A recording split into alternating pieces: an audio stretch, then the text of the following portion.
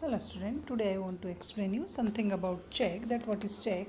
Check is an important document that individual companies, government and many others are used to transact their business.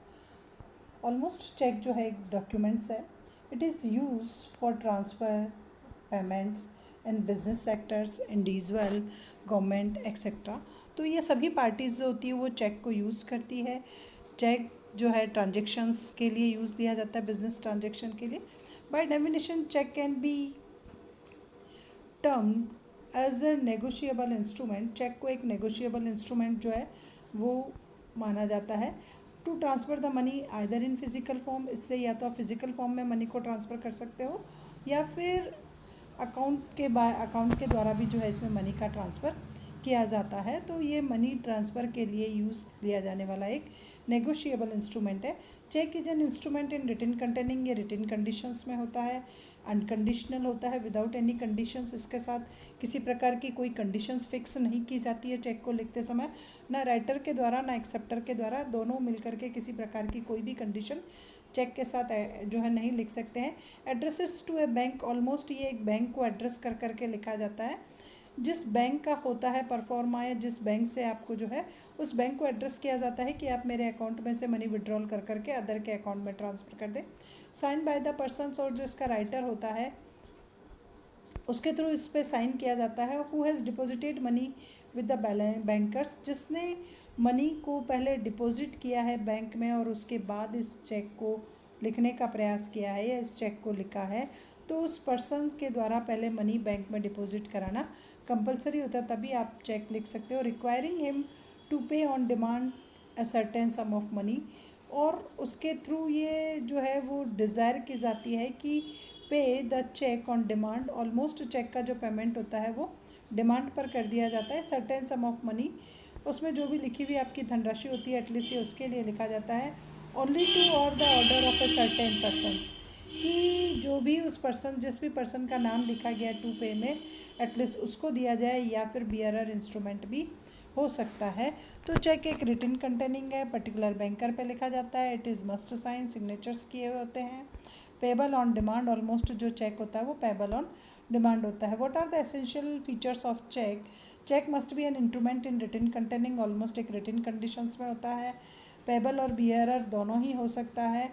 In account और on window होता है. Cheque is always specified banker. एक particular banker पे लिखा जाता है. Banker name must pay it. जिस bank का नाम लिखा जाता है एटलीस्ट उसको इसका जो है वो पेमेंट करना कंपलसरी होता है. Bank provide their customer in printed cheque. Almost bank के थ्रू जो है वो प्रिंटेड चेक्स अवेलेबल कराए जाते हैं. जो इसका ड्रॉवर होता है उसके सिग्नेचर्स जो है सिग्नेचर से मैच करना कंपलसरी होता है. एसेंशियल एलिमेंट और फीचर्स ऑफ चेक है. Cheque is must be dated. Cheque पे जो है आपके इस स्टाइल से डेट का एक परफॉर्मा होता है. उसमें आपके डे होता है, फिर मंथ होता है, फिर ईयर के लिए 4 कॉलम्स होते हैं. उनमें आपको जो है डेट लिखना चाहिए. Post dated cheque is valid. It is a bill of exchange but become a cheque on the day when it become is pebbles.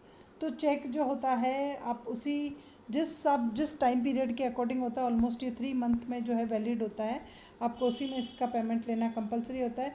If for any reason cheque remain uncashed for the sufficiently long period of time after the date on which it is due payment, the bank में refuse to और dishonour the bank. Bank जो होता है almost आप जिस भी person ने check को लिखा है और वो उसको अनकैश्ड नहीं कर पाया किसी कंडीशन से और लॉन्ग टाइम पीरियड हो गया. ऑलमोस्ट मैंने बताया 3 मंथ हो चुके हैं आपको जिस डेट को वो लिखा उसके बाद, तो ड्यू डेट उसकी जा चुकी है. अब अगर आप उसको बैंक में प्रेजेंट करते हो पेमेंट के लिए, देन बैंक में भी रिफ्यूज़ और डिसऑनर द चेक. बैंक जो है इसका मना कर देगा, वो इस चेक का डिसऑनर कर देगा. एज़ पर आरबीआई गाइडलाइन जो है, आरबीआई की गाइडलाइन के अकॉर्डिंग जो चेक्स है वो पहले 6 मंथ के लिए वैलिड होती थी उसकी डेट, बट अब ये जो डेट है वो रिड्यूस कर दी गई है. और चेक की जो पेमेंट की डेट है वो आपकी ओनली 3 मंथ जो है वो चेक की पेमेंट की डेट हो गई है.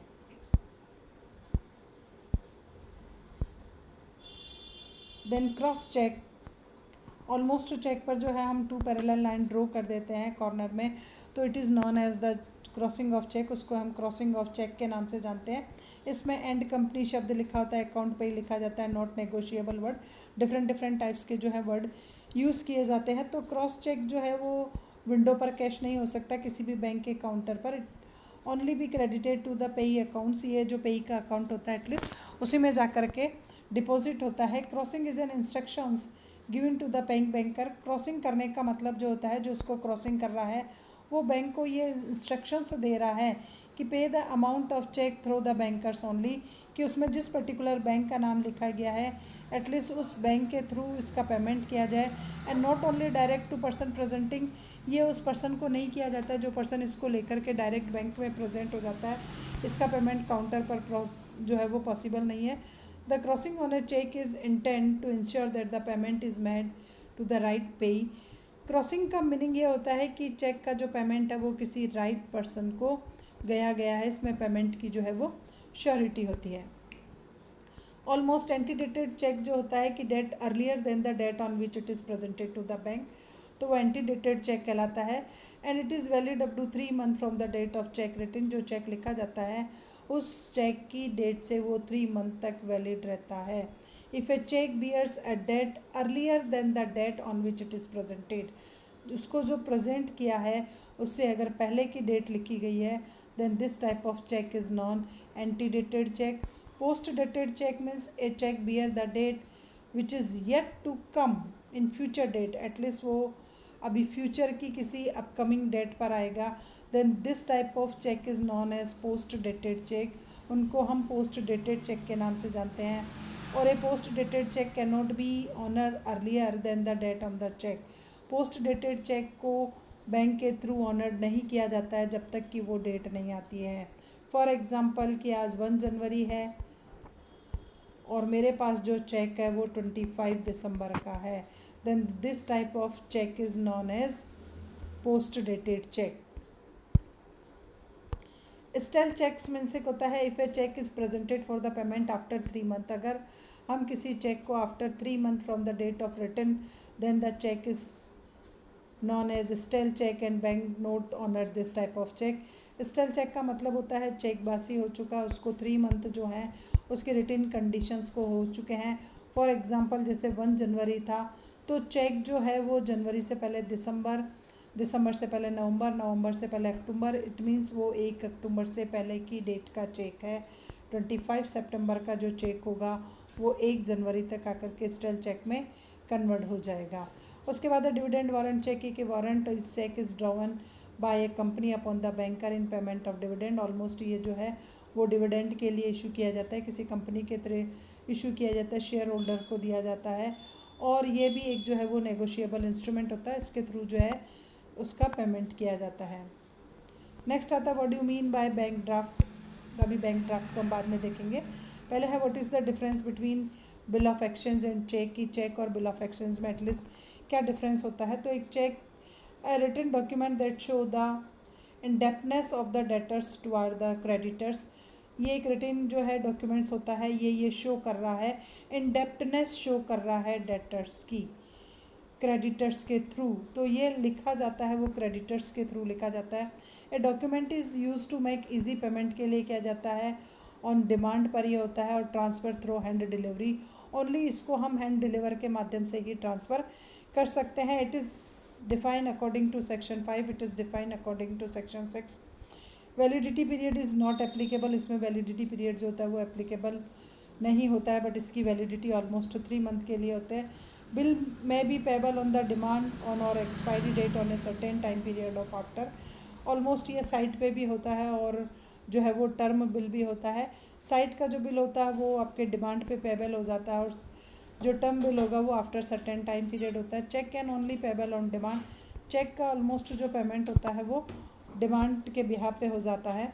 उसके बाद बिल ऑफ एक्सचेंज में जो है 3 डेज़ फॉर ग्रेसिंग अलाउड किए जाते हैं, कि आपको 3 डेज़ की फैसिलिटी दी जाती है। 3 डेज़ प्लस माइनस हो सकते हैं पेमेंट के लिए, but cheque is always payable at the time it is presented. Cheque का पेमेंट तभी मिल जाता है जब आप उसको प्रेजेंट कर देते हो। बिल ऑफ एक्सचेंज में एक्सेप्टेंस की जो है रिक्वायरमेंट रहती है, बट चेक में एक्सेप्टेंस की रिक्वायर नहीं रहती है। मस्ट बी स्टाम्प, इस पर स्टाम्प सीज जो है वो अकॉर्डिंग टू रिक्वायरमेंट कंपलसरी हो जाता है। स्टाम्प की कोई रिक्वायरमेंट चेक पर नहीं रहती है। A bill may be drawn on any person including two bankers. Almost bill का जो पेमेंट होता है वो एनी पर्सनस पर भी हो सकता है, और इट में बी पॉसिबल कि it is payable on banker, but cheque is always payable on banker. Cheque जो होता है वो ऑलवेज जो है ड्रॉवन किया जाएगा एक बैंक के through. If the bill of exchange is dishonour it can be noting and protested. उसकी नोटिंग और प्रोटेस्टिंग कराना कंपलसरी होता है when a bill of exchange is dishonour. But cheque में इस स्टाइल का कोई भी नोटिंग और प्रोटेस्टिंग की जो है वो नहीं होती है रिक्वायरमेंट, जब ये चेक का जो है वो डिसऑनर हो जाता है।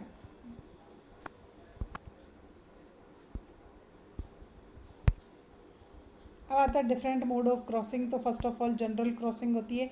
जनरल क्रॉसिंग में ओनली 2 पैरेलल लाइंस होती है, एंड कंपनी नोट, नेगोशिएबल और अकाउंट पे ही जो वर्ड होता है वो आपकी जनरल क्रॉसिंग में लिखा जाता है। These are the example of general crossing. ये आपके जनरल क्रॉसिंग के जो है वो कुछ एग्जाम्पल्स होते हैं। स्पेशल क्रॉसिंग जो होती है, when a particular bank name is written in between 2 parallel line, जब आपकी 2 पैरेलल लाइन में हम अकाउंट पे ओनली के साथ किसी पर्टिकुलर बैंक का नाम लिख देते हैं, then it is non as special crossing. Addition word जो होते हैं वो अकाउंट पे ओनली और नॉट नेगोशिएबल वर्ड लिखे जाते हैं। The payment on such cheque is not made unless the bank name is in crossing presenting the cheque. Almost जो होता है इसका पेमेंट जो है तभी होगा जिस बैंक का नाम इसमें रिटन किया जाता है, एटलीस्ट उसी बैंक के थ्रू इसका पेमेंट जो है वो किया जाता है।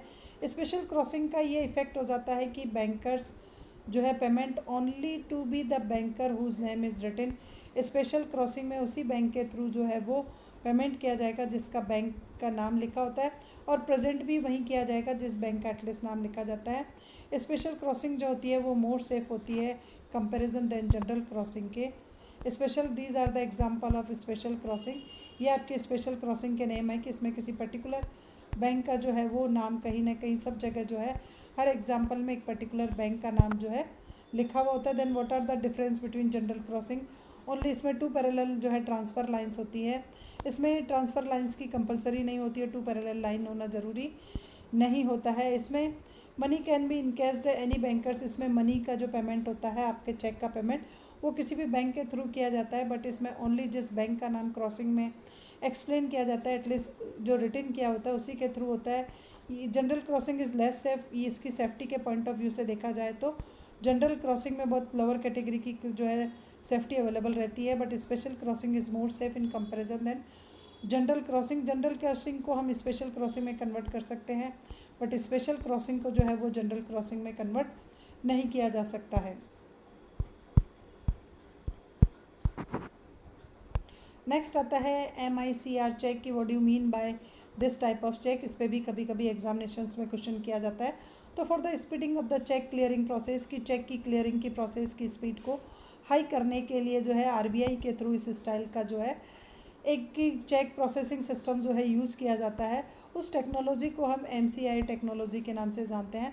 तो इस टेक्निक का डेवलप, ये टेक्निक जो इंट्रोड्यूस की गई थी वो RBI ने की गई थी, और इस टेक्निक के बिहाफ पे चेक के पेमेंट की जो प्रोसेस होती है, क्लियरिंग की जो प्रोसेस होती है वो फास्ट हो जाती है। MCR stand for the magnetic ink character recognisations, जो है इसकी फुल फॉर्म है MICR की। फुल फॉर्म जो है वो ये होती है। ये चेक ऑलमोस्ट बैंक के थ्रू इशू किया जाता है। Bank issue cheque, draft and other payment instrument in MICR format. Bank जो है ऑलमोस्ट इस स्टाइल के चेक, ड्राफ्ट और जो अदर नेगोशिएबल इंस्ट्रूमेंट है वो इसी पर फॉर्मेट में यूज़ करते हैं। Using the special quality of paper and printing specifications. इस स्टाइल का जो चेक का जो परफॉर्मा आता है, it is printed on a special quality paper. Almost एक बेस्ट क्वालिटी के पेपर पर इसको प्रिंट किया जाता है। On MICR instrument there is a code line.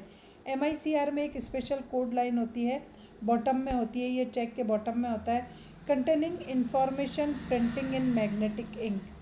वो सारी की सारी इंफॉर्मेशन जो होती है एक मैग्नेटिक इंक में लिखी जाती है, which is require for mechanical process. और उसको आइडेंटिफाई करने के लिए हमें टेक्नोलॉजी की जो है सहायता होती है। उस टेक्नोलॉजी के बिहाफ पर उस मैग्नेटिक इंक को आइडेंटिफाई कर लिया जाता है। Code lines containing this first 6 number is indicate the cheque number. उसमें जितने भी नंबर इस स्टाइल से जो लिखे हुए होते हैं चेक के बॉटम में, तो उसमें जो फर्स्ट 6 डिजिट होते हैं, then these are indicate the number of cheque. वो 6 डिजिट जो है वो चेक के नंबर को बताते हैं। उसके बाद जो नेक्स्ट के 3 डिजिट होते हैं it explain the city code की एटलीस्ट वो किस सिटी से बिलोंग करता है, किस सिटी के बैंक का है, ये उसके कोड नंबर होते हैं। Next 3 number indicate the bank code. Next 3 उस पर्टिकुलर बैंक की ब्रांच के जो है उसके होते हैं, सॉरी उस पर्टिकुलर बैंक के होते हैं कि this is belong from ICICI and this. And next 3 number indicate the branch code कि ICICI की कौन सी ब्रांच के हैं, एटलीस्ट ये उसको एक्सप्लेन करते हैं। तो ये सारे जो MICR चेक होते हैं उसके जो नीचे बॉटम में जो लिखे हुए होते हैं नंबर, ये उनके नंबर को एक्सप्लेन करने के तरीके हैं कि वो क्या एक्सप्लेन कर रहे हैं। MICR cheque should not be folded, इस प्रकार के चेक को हम फोल्ड नहीं कर सकते हैं। प्रिंट उसके बाद है उसको पिनअप नहीं कर सकते हैं किसी के साथ, और उसको स्टेपल भी नहीं कर सकते हैं। Rubber stamp should not be affixed on the band line, और रबर स्टाम्प को हम उस बैंड लाइन में ला करके फिक्स भी नहीं कर सकते हैं। तो MICR चेक को जो है आप फोल्ड नहीं कर सकते, उस पर पिन नहीं लगा सकते, उस पर स्टेपल का यूज़ नहीं कर सकते। MICR chequebook provided record slips. MICR जो चेकबुक होती है वो एक रिकॉर्ड स्लिप होती है at the end which are use to recording the detail of every cheques issued. उसके बाद आप उसको जो भी चेक आपने इशू किए हैं उस हर चेक का आप इसमें रिकॉर्ड जो है वो प्राप्त कर सकते हो। What are the advantage of MICR technology, कि MICR टेक्नोलॉजी के एटलीस्ट क्या बेनिफिट्स हैं। तो the chances of error is minimised, इसमें एरर के जो चांसेस होते हैं वो मिनिमाइज हो जाते हैं। बहुत कम फ्रॉड, बहुत कम गलती, बहुत कम मिस्टेक के चांसेस होते हैं। Instrument are read in machines, ये इंस्ट्रूमेंट जो होता है जो नीचे डिजिट लिखे हुए होते हैं उनको मशीन की हेल्प से जो है वो रीडिंग किया जाता है। The transfer of fund between 2 bank is fast and easy, 2 बैंकों के बीच अगर फंड को ट्रांसफ़र किया जा रहा है चेक के माध्यम से तो ये प्रोसेस थोड़ी रैपिड रेट से इंक्रीज़ हो जाती है, ईजी हो जाती है, फास्ट हो जाती है। The work of clearing become easy, आप जो चेक के क्लियरिफिकेशन का जो काम होता है इन बैंकों का वो बहुत ज़्यादा ईजी हो जाता है उनको आइडेंटिफाई कर करके, और the manual work of staff is minimised, और स्टाफ का वर्क जो है वो बहुत कम हो जाता है। तो it is the kind of a cheque. Next आता है at par cheque, the cheque which is recover its face value set to be at par value, कि जिस चेक की जो आप फेस वैल्यू को रिकवर कर सकते हो then this type of check is known as at par check. Next जो आपका इसमें आता है वो आपका कुछ और वर्ड है नॉट नेगोशिएबल, और उसका मीनिंग तो वो मैं आपको इसके आगे। नेक्स्ट आता है कि हम चेक का जब भी कभी जो चेक की क्रॉसिंग करते हैं तो उसमें डिफरेंट टाइप्स के वर्ड यूज़ करते हैं। Then what are the meaning and what are the impact of these word. First of all not negotiable crossing की ऑलमोस्ट जब हम क्रॉसिंग करते हैं तो the effect of word not negotiable on the cross cheque is that, जो भी आपका नॉट नेगोशिएबल वर्ड क्रॉसिंग में लिखा गया है एटलीस्ट उसका इम्पैक्ट क्या होता है, that the title of transferee of such a cheque can not be better than that's of it transferor. It means इसमें जिसने भी आपको चेक दिया है आपको उसके टाइटल से बेटर टाइटल नहीं मिल सकता है। सपोज कीजिए ए ने बी को चेक दिया है, ए ने जब चेक बी को दिया तो क्रॉस करके नॉट नेगोशिएबल वर्ड लिख दिया। अब बी ने ये चेक ले लिया तो इसका मतलब ये नहीं है कि इट इज़ नॉट ट्रांसफरेबल, ये इसका ट्रांसफ़र नहीं हो सकता। इस वर्ड का मीनिंग ये है कि अब बी को किसी भी कंडीशन में ए से बेटर टाइटल जो है वो अवेलेबल नहीं हो सकता। The addition of the word not negotiable does not restrict the further transferability, इसका मतलब ये नहीं होता है कि इसकी आगे जो है वो ट्रांसफरेबिलिटी नहीं हो सकती, ये चेक आगे ट्रांसफ़र नहीं हो सकता, इस वर्ड का ये मीनिंग नहीं होता है। It only takes away the main feature of negotiability, इसमें केवल मात्र एक ही फीचर्स आता है वो होता है negotiability, which is that the holder of with a defective title can give a good title to the subsequent holder in due course, कि अगर किसी होल्डर का खुद का टाइटल अगर डिफेक्टिव हुआ तो that can give a good title to the subsequent holder of in due course, तो वो अपने आगे आने वाले जो भी होल्डर्स हैं एटलीस्ट उनको अच्छा टाइटल जो है वो दे सकता है। Anyone who takes a cheque mark not negotiable takes its on risk. ऑलमोस्ट जो भी पर्सन इस स्टाइल का जो चेक लेता है, एक्सेप्ट करता है, एटलीस्ट वो अपनी ऑन की रिस्क पर जो है वो ट्रांसफ़र करता है। इस स्टाइल का जो चेक होता है एटलीस्ट वो पर्सन उस चेक को अपनी रिस्क पर ट्रांसफ़र करता है या एक्सेप्ट करता है। The object of crossing a cheque is not negotiable is to afford protection. इसको ओनली प्रोटेक्शन के पर्पज से लिखा जाता है। द ड्रावर और holder of the cheque against the miscarriage and dishonesty, कि कहीं किसी स्टाइल का कोई मिसकैरेज नहीं हो जाए, इसको कोई दूसरा पर्सन नहीं ले जाए, फ्रॉड नहीं हो जाए, किसी स्टाइल की कोई बेईमानी नहीं हो। In course of transact by making it difficult to get cheque so crossed cash until it reaches its destinations, कि कम से कम कोई दूसरा पर्सन जो है वो इस चेक को कैश करा करके नहीं ले जाए जब तक कि ये अपने लास्ट डेस्टिनेशंस पर नहीं पहुँचे। एग्जाम्पल होता है कि जैसे W draw a cheque and cross not negotiable in the blank and handed to its clerk. उसने अपने क्लर्क को दे दिया और क्लर्क को कहा कि इस पर आप जो है वो पेई का नाम लिख लेना, और क्लर्क जो है inserted the sum of excess for her authority, उसने अपनी अथॉरिटी से भी ज़्यादा सम लिख दिया और चेक डिलीवर कर दिया पी को। और पी जो था वो पी इन पेमेंट ऑफ डेब्ट और हिज हर ओन, उसने अपने खुद के पेमेंट के लिए पी को चेक लिख दिया। Is W is liable to pay, क्या अब डब्ल्यू जो है वो इस बात के लिए रेस्पॉन्सिबल है। तो यहाँ पर ये होगा कि इस प्रकार के चेक को आप अपने रिस्क के बिहाफ पर एक्सेप्ट कर सकते हो। उसके बाद आता है restrictive crossing. In restrictive crossing the account पेई आर एडेड। जब हमको उसकी आगे क्रॉसिंग नहीं करनी होती है, तो हम आगे उसका ट्रांसफ़र नहीं करना होता, तो ऑलमोस्ट अकाउंट पेई वर्ड जो है वो एक जनरल क्रॉसिंग का पार्ट होता है और ये लिखा जाता है। The word account payee on the cheque are the direction to the collecting banker. ये जो आप अकाउंट पेई लिखते हो ये डायरेक्ट आप किसको एक डायरेक्शंस दे रहे हो कलेक्टिव बैंकर को, that the amount is collected the cheque is to be credited to the amount to the pay, कि यह बात कह रहे हो आप बैंक को अकाउंट पे लिख करके ये डायरेक्शन दे रहे हो कलेक्टिव बैंकर को कि इस चेक की जो अमाउंट है वो आप डायरेक्ट कलेक्ट कर दो, डेबिट क्रेडिटेड कर दो पेई के अकाउंट में, कि पेई के अकाउंट में ये जो सम है एटलीस्ट वो डिपॉजिट हो जानी चाहिए। If he credits the proceed to the different account he is guilty to negligence and it will be liable to the true owner for the amount of cheque. अगर उसने गलती से इस चेक की इस बात को नेग्लेक्ट कर दिया तो फिर वही उसके लिए रेस्पॉन्सिबल होगा, the true owner for the amount for the cheque. जो ट्रू ऑनर है इसका उसको देने के लिए बैंक की लायबिलिटीज़ इंक्रीज हो जाएगी।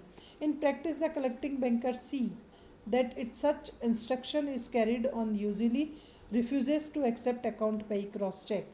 ऑलमोस्ट जो बैंक होता है वो अगर आप इस स्टाइल के कोई इंस्ट्रक्शन देते हो तो बैंक फिर मना कर देता है इस प्रकार के चेक को आगे इंडोर्समेंट करने के लिए और किसी और बात के लिए जिसका इसमें चेक में लिखा जाता है, एटलीस्ट उसी को इसका पेमेंट मिलता है।